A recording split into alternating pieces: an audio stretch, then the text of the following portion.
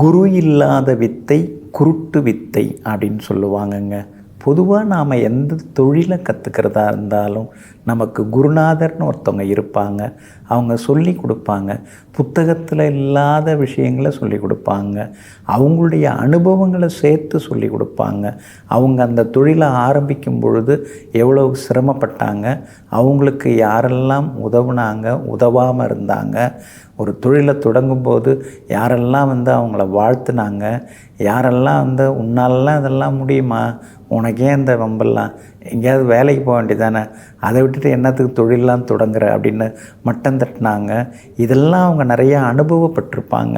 அதெல்லாம் சேர்த்து நமக்கு சொல்லி கொடுத்துக்கிட்டே இருப்பாங்க. அதனால தாங்க குரு பகவான் அப்படின்னு ஒரு கிரகம், நம்ம நவகிரகத்தில் சுபகிரகம்.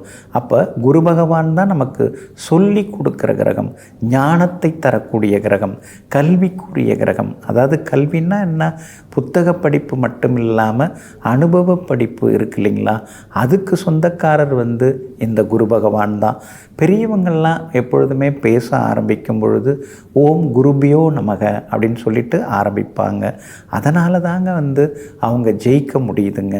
அப்போ அந்த குரு மரியாதை பொதுவாக நாம் குருவிட்ட, நமக்கு குருவாக இருக்கிறவங்களுக்கு மரியாதையை தரக்கூடியவங்களாக இருக்கணும். நாம் உண்மையாக நடந்துக்கணும், ஒரு நன்றியோடு இருந்துக்கணும்.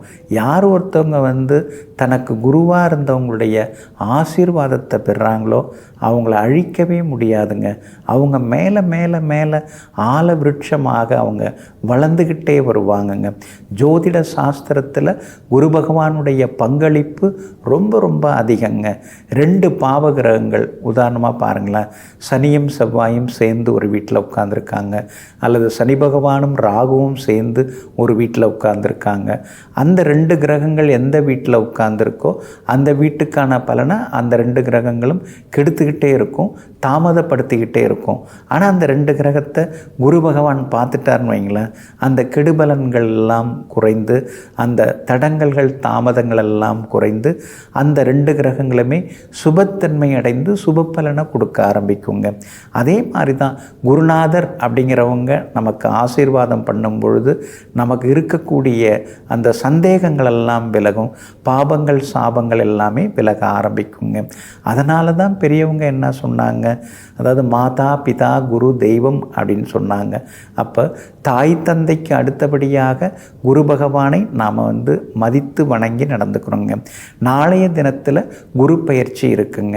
குரு பகவான் நாளைய தினம் மதியம் 1 மணிக்கு பயிற்சி அடைகிறாருங்க. பொதுவாக குரு பயிற்சி அப்படின்னு சொன்னாலே சிவாலயங்களில் நவகிரகத்தில் இருக்கக்கூடிய குரு பகவானையும் நாம் வணங்கலாம், ஸ்ரீ தட்சிணாமூர்த்தி பகவானையும் நாம் வணங்கலாம். அதே மாதிரி பல இடங்களில் பல சன்னதிகள் கோவில்களில் முருகப்பெருமானே குரு பகவானாக இருந்து அங்கே ஆட்சி செய்து கொண்டிருப்பார். குறிப்பாக பாருங்கள், திருச்செந்தூர்லாம் முருகப்பெருமான் குரு பகவானுக்கு அனுகிரகம் செய்தவராக இருக்கிறார். அப்போ அவரே குருவுக்கெல்லாம் குருவாக இருக்கிறார். அப்படி இருக்கிறதுனால குரு பயிற்சி நாளைக்கு நடக்க இருக்கிறதுனால முருகப்பெருமான் ஆலயங்கள்லேயும் சென்று நாம் குரு பகவானை வணங்கலாங்க, முருகப்பெருமானையும் வணங்கலாங்க. குருச்சந்திர யோகம், குரு மங்கள யோகம், புஷ்கல யோகம், மகாவித்யா யோகம்னு ஏகப்பட்ட யோகங்கள் குரு பகவானால் நமக்கு ஏற்படுதுங்க. பொதுவாக குரு பகவானுடைய அனுகிரகமும் ஆசீர்வாதமும் நமக்கு இருந்துடுச்சுன்னா அந்த ஃபினிஷிங் டச் அப்படின்னு சொல்லுவாங்க இல்லைங்களா, சிலருக்கெல்லாம் எல்லாமே இருக்கும் ஆனால் மனசில் ஒரு நிம்மதி இருக்காது, அல்லது சின்னதாக ஒரு குறை இருக்கும், இவ்வளோ இருந்து என்னங்க பண்ணுறது, அவருக்கு அந்த பாக்கியம் இல்லைங்க அப்படிம்பாங்க. அந்த மாதிரி சிலர் குறையோடு இருப்பாங்க. அந்த குறை ஏதுமே இல்லாமல் முழுமையான நிறைவான வாழ்க்கை, தனம் தானியம் சம்பத்திலிருந்து, புத்திர பாக்கியத்திலிருந்து, பதவி பொறுப்புகளிலிருந்து எல்லா சௌபாக்கியங்கள், முக்கியமாக அழகு, ஆரோக்கியம், ஆயுள், இது அனைத்தையும் அள்ளித்தரக்கூடியவர் தான் நமக்கு குரு பகவான்.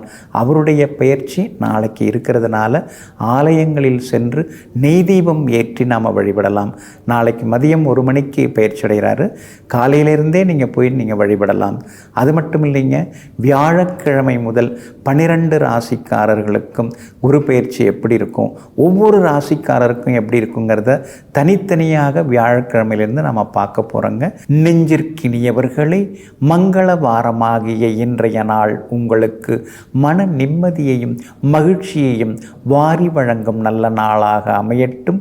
மீண்டும் நாளை காலை குரு பெயர்ச்சி சிறப்பு நிகழ்ச்சியில் உங்களை சந்திக்கின்றேன். நன்றியுடன் உங்கள் ஜோதிட முனைவர் KP வித்யாதரன். வணக்கம்.